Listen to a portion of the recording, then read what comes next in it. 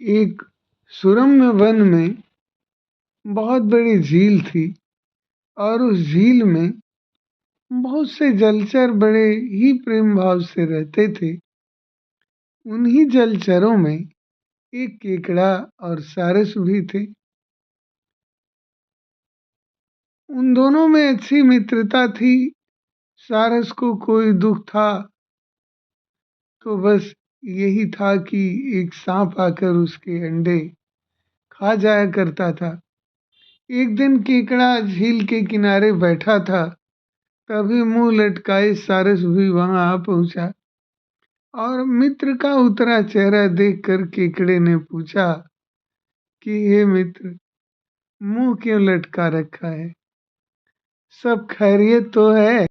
फिर सारस ने कहा, क्या बताऊं मित्र, फिर वही कहानी, इस बार भी सांप मेरे अंडे खा गया। तो केकड़े ने कहा कि हे मित्र, तुम दिल छोटा मत करो, उस दुष्ट सांप का अंत करना ही होगा। मेरे पास एक उपाय है। ऐसा कहकर केकड़ा सारस के कान में फुसफुसाने लगा। सुनकर सारस की आंखों में आशा की चमक छा गई और वो बोला, उपाय तो तुम्हारा अच्छा है, इस उपाय को अभी अमल में लाता हूँ। ऐसा कहकर सारस झील की ओर चल दिया। झील के किनारे किसी मछुआरे ने मछलियां सुखाने के लिए रखी हुई थी। सारस ने एक मछली चोंच में दबाई और उसे नेवले के बिल के पास डाल दिया। इसी प्रकार उसने कुछ और मछलियां उठाकर थोड़ी थोड़ी दूरी पर डाल दी। सब कुछ केकड़े की योजना के अनुसार हो रहा था। आसपास मछलियों की गंध पाकर नेवला अपने बिल से बाहर निकला और मछलियों को खाता हुआ वहां आ पहुंचा जहां सारस रहता था। पास ही सांप भी लेटा आराम कर रहा था। दोनों ने एक दूसरे को क्रोध से देखा और भिड़ गए। कुछ ही देर में नेवले ने सांप को मार डाला। यह देखकर सारस बहुत प्रसन्न हुआ, लेकिन सारस की यह खुशी अधिक देर तक न टिक सकी।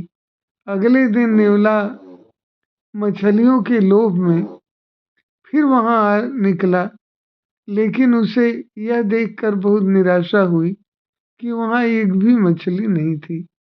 तभी उसकी निगाह पास की झाड़ियों पर पड़ी। उन्हीं झाड़ियों में सारस की पत्नी ने अंडे दिए हुए थे। नेवला झाड़ियों में घुस गया और अंडे खाने लगा। उसी समय सारस का जोड़ा वहां आ गया और उन्होंने जब नेवले को झाड़ियों में बैठकर अंडे खाते देखा तो माथा पीट लिया और अपने भाग्य को कोसने लगे। इस प्रकार हम देखते हैं कि सांप से अपने अंडे को बचाने के लिए चाल चलकर उसने नेवले के हाथों सांप को मरवा दिया। लेकिन उसे क्या पता था कि वह एक आफत दूर करने के लिए दूसरी आफत को बुलावा दे रहा है। इसलिए कहा गया है कि कुछ भी करने से पहले सोच विचार लेना चाहिए, क्योंकि बिना विचारे जो करे सो पाछे पछताए।